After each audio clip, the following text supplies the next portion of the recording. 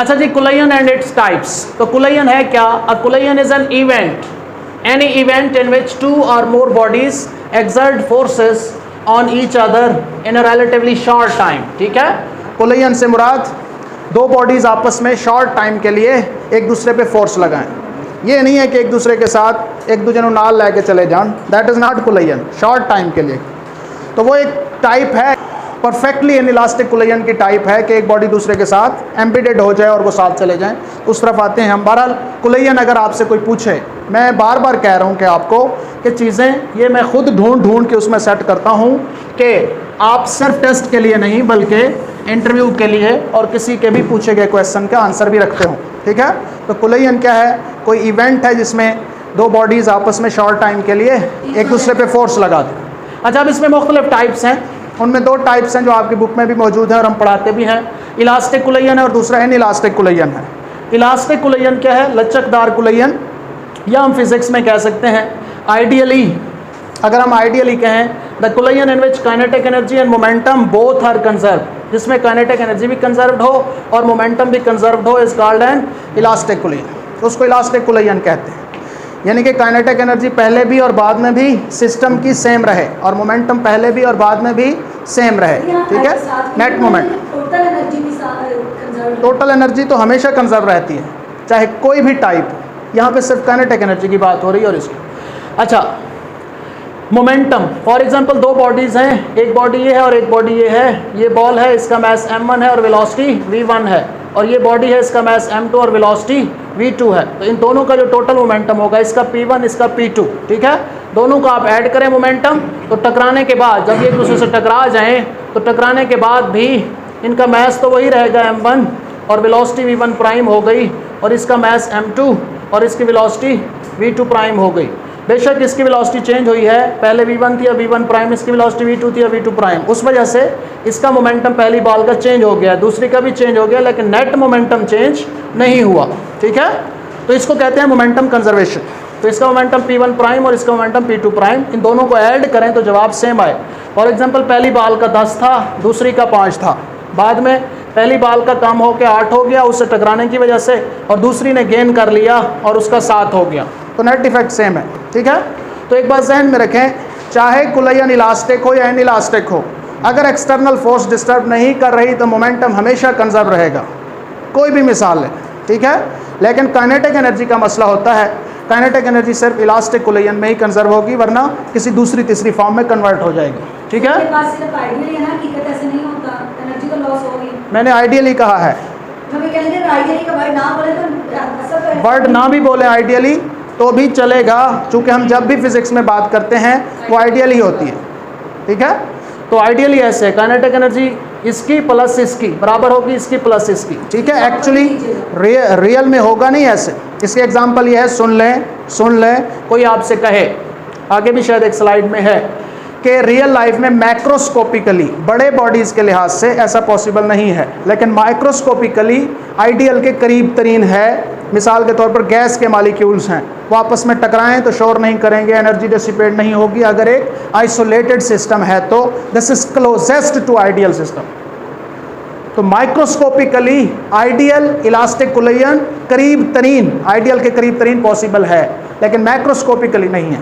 ठीक है, ओके, ये देखिए, तो काइनेटिक एनर्जी कंजर्व से मुराद आगे मिसालें आ रही हैं इसमें।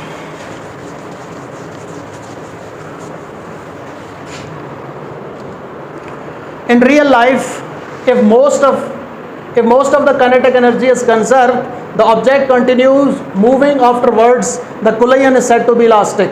ठीक है, लेकिन रियल लाइफ में अगर एक बॉडी काइनेटिक एनर्जी थोड़ी सी भी लूज कर गया किसी वजह से, तो हम उसको भी कहते हैं कि ये अप्रॉक्सीमेटली इलास्टिक कोलिजन है। ठीक है, कैसे हम कंसीडर करेंगे?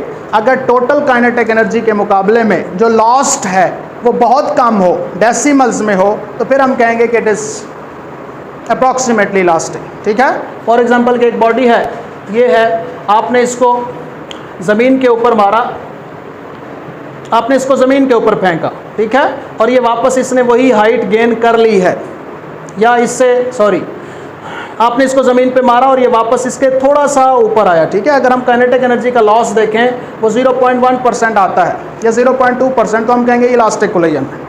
इवन के 1% तक भी हम कह देते हैं कि इलास्टिक कोलिजन है। लेकिन इससे ज़्यादा अगर लॉस आया है, साउंड में और हीट में कन्वर्ट हो गई है, तो फिर वो इनइलास्टिक कोलिजन है। अच्छा, मेरा एक सवाल है, अक्सर मेरे माइंड में आता है कि हम बॉल मारते हैं, बॉल अक्सर इस जगह से ऊपर चली जाती है, वो क्या कह सकते हैं? देखें, अच्छा सवाल है।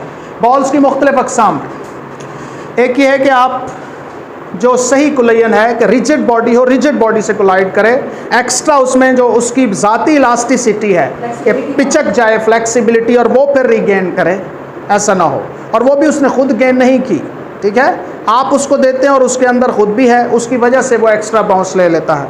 लेकिन ऐसा कोई भी बाउंस जो एक्स्ट्रा जाएगा वो इंटरनल फोर्सेस की वजह से होगा या एक्सटर्नल फोर्सेस या आपके एक्स्ट्रा पुश देने की वजह से होगा।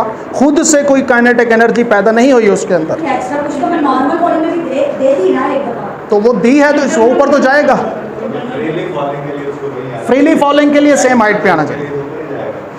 देखिए, आपने अगर इसको फ्रीली फॉल कराया है तो इसने फिर टकरा के यहीं वापस तकरीबन आना है। लेकिन अगर आप उसको एक्स्ट्रा एनर्जी देंगी तो वो ऊपर जाएगा ना, ठीक है। उस केस में हम क्या कहते हैं, एनर्जी लॉस जो है वो कहते नहीं, एनर्जी लॉस हुई है तो उसने उस जगह तक नहीं आना चाह रहा, टकराई है कुछ तो इनकॉन्टैक्ट आके उसने कोलिजन हुई है ना। नहीं, ये इस तरह से आप चेक नहीं कर सकते कि हमारी कोलिजन इलास्टिक है या नहीं है। उसके लिए आप फ्री फॉल करवाएं, क्योंकि आपकी पहले वाली हाइट से ज़्यादा हो गई और आपको अगर पता है कि आपने कितनी एनर्जी ऐड की थी, वो काइनेटिक एनर्जी भी फिर ऐड करें।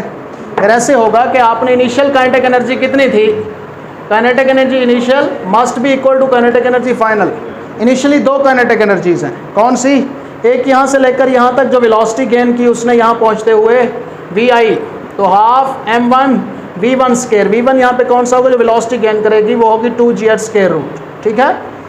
ये प्लस आपने जो एक्स्ट्रा पुश दिया है उसको, ठीक है, वो भी उसके साथ आएगा, प्लस हाफ m1 तो वही है, लेकिन आपने उसको एक्स्ट्रा वेलोसिटी दी है एक्सटर्नल, वो भी साथ आएगी। ये v एक्सटर्नल का बराबर है काइनेटिक एनर्जी फाइनल होगी। अब उसकी फाइनल काइनेटिक एनर्जी ज़्यादा होगी और वो यहाँ तक आएगा। क्यों? क्योंकि उसमें दो एडेड हैं, हाइट की वेलोसिटी गेन करने की वजह से भी है और आपने जो एक्स्ट्रा दी थी उसकी वजह से भी। मेरा ये सवाल है कि उनसे सवाल करें, एनर्जी लॉस नहीं हुआ?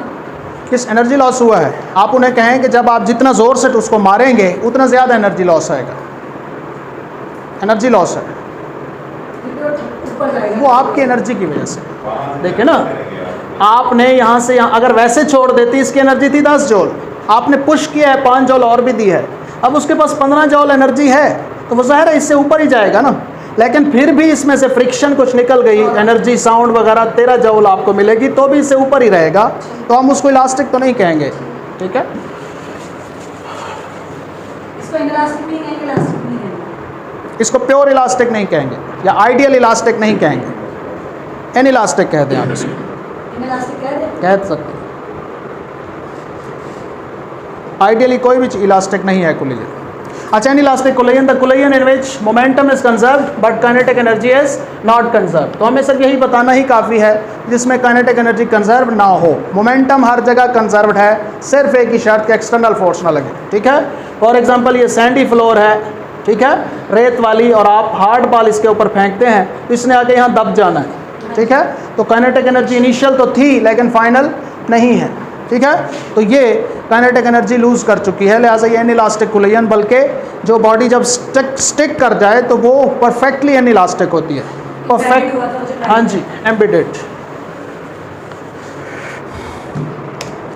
Examples, when hard ball is dropped on to a marble floor, जब हार्ड बॉल को मार्बल फ्लोर के ऊपर आप डालेंगे, it rebounds to very nearly the initial height, उसी हाइट के करीब तरीन आ जाती है। It loses negligible amount of energy in the collision with the floor, ठीक है।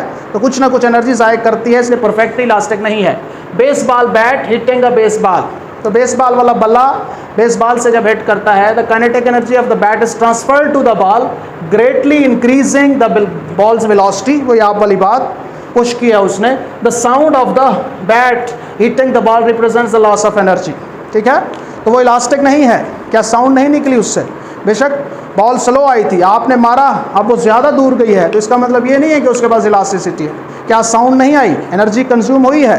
नेट एनर्जी अगर हम देखें, आपने भी एनर्जी दी थी, उसके पास भी थी, थोड़ी सी स्पीड, दोनों को ऐड करें उतनी नहीं है बाद में, ठीक है, कम ही होगी। ये टू दी पॉइंट एक टेबल है कि इलास्टिक कुलेयन, इनइलास्टिक और perfectly inelastic collision. Elastic collision objects bounce off each other undamaged, damage नहीं होते, ना साउंड, ना हीट, ना उसके अंदर क्रम्पल आएंगे, ना ही उनमें डैमेज आएगा। दो गाड़ियाँ जिस तरह टकरा जाती हैं, ठीक है, तो काइनेटिक एनर्जी भी कंजर्व्ड होगी, मोमेंटम कंजर्व्ड है। इनइलास्टिक में क्या होता है, ऑब्जेक्ट्स इम्पैक्ट एंड सेपरेट, दो बॉल्स आई, टकरा गई, अलहदा हो गई, साउंड निकली थी, हीट निकली थी फ्रिक्शन की वजह से, ये इनइलास्टिक कुलेयन है। But there has been damage done to each, हर एक को थोड़ा सा डैमेज पहुंचा है। नॉट कंजर्व्ड, काइनेटिक एनर्जी वैसी नहीं होगी दोनों बॉल के पास टकराने के बाद, मोमेंटम फिर भी कंजर्व्ड है।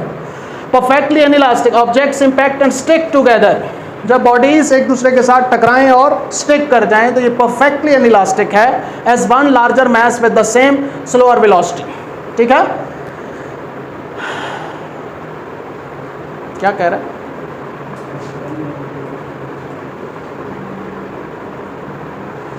अच्छा नॉट, हाँ ठीक है, मास कम है, वेलोसिटी ज़्यादा, लेकिन नहीं वो इन कॉन्टैक्ट आ गए, द सेम स्लोअर वेलोसिटी। हाँ, जिसका मैस ज़्यादा होगा उसने दूसरे को लेके जाना है, लेकिन स्लोअर वेलोसिटी के साथ, ठीक है।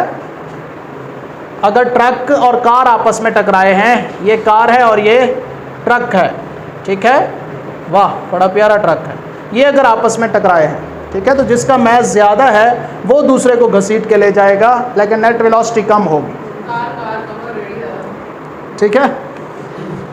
अच्छा जी, हाँ, नॉट कंजर्व्ड, लेकिन मोमेंटम अब भी कंजर्व्ड है, तो मोमेंटम हर जगह कंजर्व्ड। आपने पीछे देखा था कुलेयंस में एक्सप्लोयन, एक्सप्लोयन भी कुलेयन की टाइप है, फिर से कह रहा हूँ, एक्सप्लोयन कुलेयन ही की टाइप है, और आपने उसमें देखा कि नेट मोमेंटम कंजर्व रहता है। सबसे जो भैड़ी टाइप है कुलेयन की वही है, उसमें भी कंजर्व्ड है।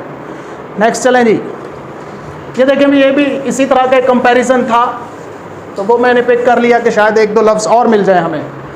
Elastic collision total momentum is conserved, inelastic collision total momentum is conserve, ये similar, total kinetic energy is conserve, लेकिन इसमें नॉट कंजर्व्ड है।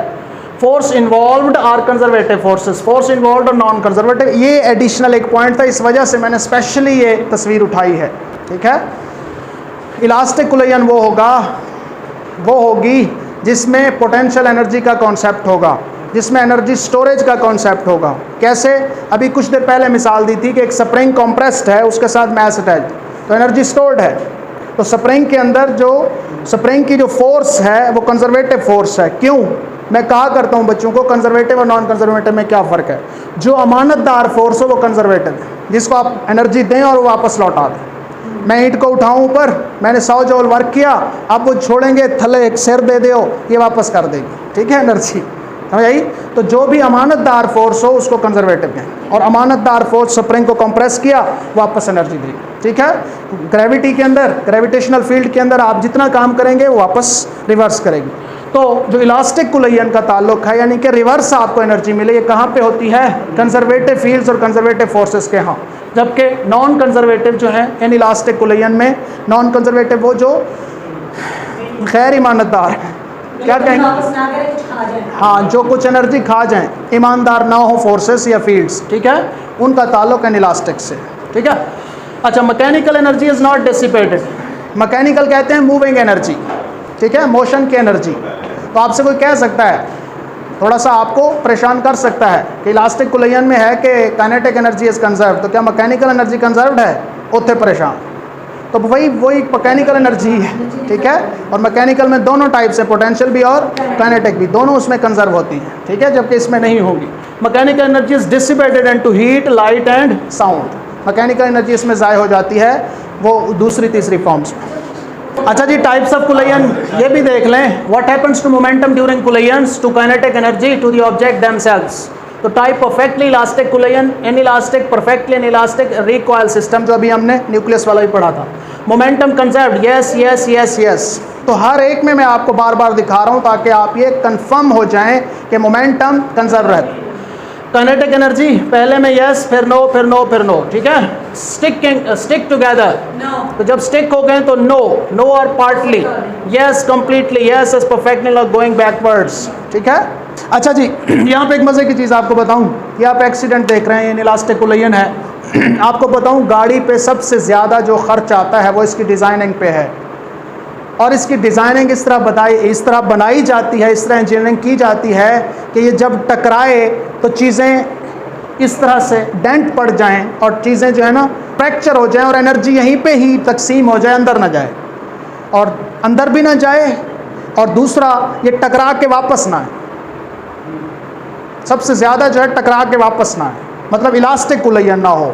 इसके बॉडी को इस तरह से बनाया जाता है कि इलास्टिक कुलेयन ना हो, चूँकि एक दफ़ा जब आप टकराएंगे सीट बेल्ट आपको बचा लेता है, लेकिन अगर आप बॉल की तरह टकरा के वापस आए तो आपका बॉडी ने किसी तरह नहीं बचना, और आपकी ये जो बैक है ये इसने वैसे टूट जाना है, ठीक है। इसको आप मज़ीद स्टडी कीजिएगा। तो इसकी जो डिज़ाइनिंग है गाड़ियों की, ये स्पेशली इस तरह की जाती है कि ये डिफरेंट डायरेक्शंस में जो है वो डेंट पड़ जाए इनको, और एनर्जी इनकी यहीं कंज्यूम हो जाए, ठीक है। हैं स्टिक टुगेदर हो भी सकती है, नहीं भी, लेकिन ज़्यादा चांस यही है स्टिक टुगेदर का। तो ये परफेक्टली इनइलास्टिक कुलेयन, इनइलास्टिक कुलेयन इक्वेशन काफ़ी है, चले बस। अच्छा, इनइलास्टिक कुलेयन ये इसी तरह का है, ये एक ट्रक है, ये दूसरा ट्रक है, ये इससे आके टकराया और इसको साथ ले गया दुल्हनिया बना के, ठीक है। तो अब इसकी जो कंबाइंड वेलोसिटी होगी वो इसकी v1 प्राइम थी और इसकी v2 प्राइम थी, दोनों बराबर हैं, और वो v कॉमन वेलोसिटी होगी। अब इसमें मुख्तलिफ केसेस हैं, आगे आ रही हैं। ये इसके साथ टकराया, फिर किधर गया, आया कि टकरा के इधर गए, आया कि टकरा के इधर गए, आया कि ये भी इधर आ रहा था, ये भी इधर आ रहा था, फिर टकराए, आया कि ये इधर आ रहा था, ये उधर जा रहा था, फिर टकराए, और बाद में किधर गए, इधर गए या इधर गए। इस सारे के केसेस मैंने टेबल की फॉर्म में बुक में भी बनाए हुए हैं, और वो आप यहाँ पे देखेंगे। लेकिन पहले ये देख लें, हाँ, ये आप सबको पता है कि जब भी कोई दो बॉडीज़ आपस में टकराती हैं तो पहले की वेलोसिटीज़ पता होती हैं, जो कि आप खुद ही उनको पुश करते हैं, लेकिन बाद की वेलोसिटीज़ हमें पता नहीं होती कि किसने कितना किस एंगल पर टकराई है और बाद की वेलोसिटी कितनी है। वैसे ये एंगल तो हमें पता है, चूँकि ये लीनियर के लिए, हेड ऑन कुलेयन के लिए, हेड ऑन, हाँ, हेड ऑन कुलेयन, वन डायमेंशन। तो v1 प्राइम है, ये फार्मूला है, बच्चों को याद करवाते होते हैं हम कि बट्टे में m1 प्लस m2 ही आएगा, ठीक है। यहाँ पे m1 माइनस m2 आएगा और इधर m2 माइनस m1, उसका नेगेटिव साइन वैसा होगा, से उल्टा देना। अच्छा, इधर 2m1 है, उसका उधर 2m2 आएगा, ठीक है, इस तरह से। तो ये फाइनल वेलोसिटी है पहले बॉडी की और ये दूसरे बॉडी की, तो ये अक्सर आप इस्तेमाल करते हैं। ये कुछ केसेस हैं, ये आपने बुक से पढ़ने हैं नबील साहब, ये आपने पढ़ने हैं वकार, ये आप लोगों ने पढ़ने हैं, पढ़े भी होंगे, ठीक है। ये बुक से सारे करने हैं आपने, थ्योरी वाले पार्ट से, कि अगर मैसेज दोनों बराबर हो जाएं m के बराबर तो फाइनल वेलोसिटीज दोनों की बराबर होंगी, ठीक है। और मैस अगर m1 = m2 m के बराबर है, लेकिन दूसरा बॉडी एट रेस्ट में है, तो फिर दूसरे बॉडी की वेलोसिटी कुलेयन के बाद, प्राइम का मतलब कुलेयन के बाद, पहले बॉडी की वेलोसिटी के बराबर होगी। इससे ये चार केसेस हैं, ये आसान है, ये आपको पता है, ठीक है। अच्छा, next, law of conservation of momentum during different collisions. तो ये है टेबल जो आप बुक में मौजूद है, ठीक है। ये टेबल आपने करना है, लेकिन एक दो ही कर लें, बाकी चीज़ें अगर आप अंडरस्टैंड करेंगे तो आसान है, कोई मसला नहीं है। पहले both bodies moving along same direction, अगर दोनों बॉल्स एक ही डायरेक्शन में जा रही थी, वेलोसिटी v1 है, v2 है, ठीक है, दोनों की वेलोसिटी नॉन जीरो है, मैसेज भी दोनों के जिस तरह बिलियर्ड बॉल्स हैं दोनों की सेम है, तो फिर m1 v1 plus m2 v2 बराबर m1 v1 prime plus m2 v2 prime, ठीक है। और फिर ये एक दूसरे को वेलोसिटीज एक्सचेंज कर देंगी, v1 prime is equal to v2 और v2 prime is equal to v1, clear. इसके बाद दूसरा है one is moving but other stationary, एक रुका हुआ है, ठीक है, ये बाल चल रही है लेकिन ये रुकी हुई है, तो दूसरे की वेलोसिटी जीरो, लेकिन मैसेज सेम है, तो फिर क्या होगा, ये वाली चीज़ जीरो हो जाएगी, ठीक है। अब क्या होगा, सुने भाई, तो पहले दूसरे वाला बॉडी रुका हुआ था पहले, बाद में जब ये उससे टकराएगा तो वो चल पड़ेगा और ये रुक जाएगा, तो पहला रुक जाएगा तो ये भी जीरो हो जाएगा, ये भी, ठीक है। तो ये फार्मूला बनेगा और इससे आप बाद वाली वेलोसिटी फाइंड कर सकते हैं। और आमतौर पे पहला रुक गया और दूसरा चल पड़ा उतनी वेलोसिटी से जितनी पहले की वेलोसिटी थी। तीसरा केस है both bodies moving in opposite direction, जब ऑपोजिट नॉन जीरो वेलोसिटीज हैं ऑपोजिट डायरेक्शन में और मैसेज भी सेम है जिस तरह बिलियर्ड बॉल्स हैं, तो यहाँ पे नेगेटिव साइन आएगा।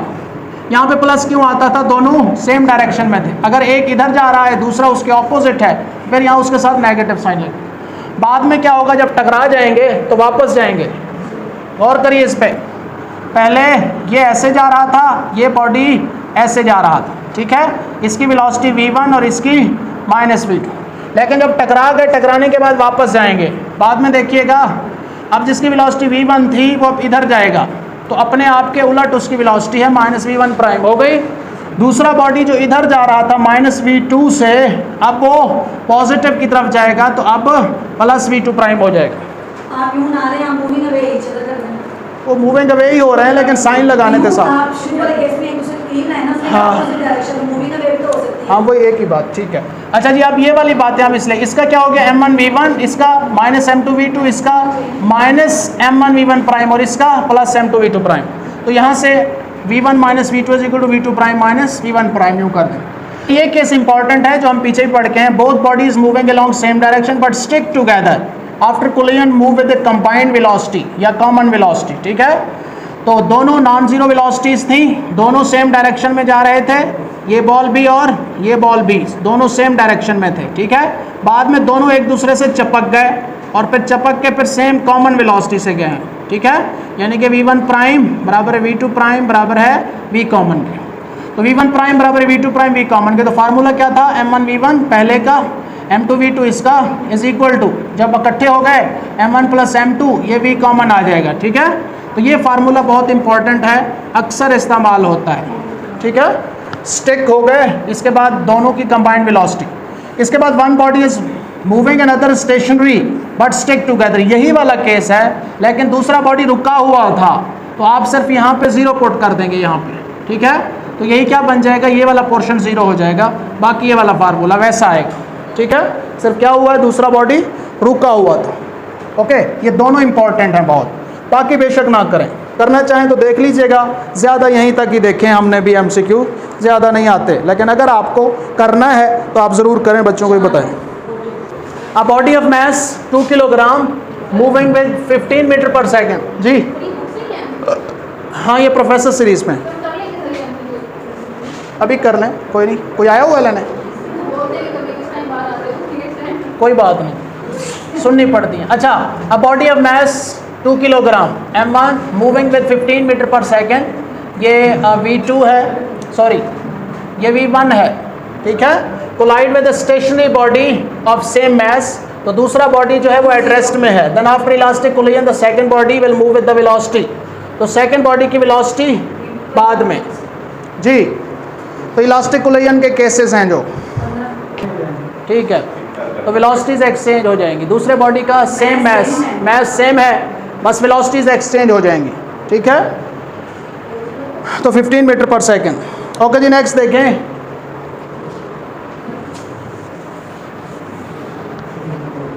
A body of mass 2 kilogram is moving with 1 metre पर second and collides with a body of mass 1 kilogram. एक बॉडी है उसका मैस इतना है m1 और उसकी वेलोसिटी कितनी है v1, और दूसरा बॉडी है उसका मैस m2 है which is at rest और उसकी वेलोसिटी 0 है। The velocity of second body, तो अब v2 प्राइम फाइंड करनी है जी।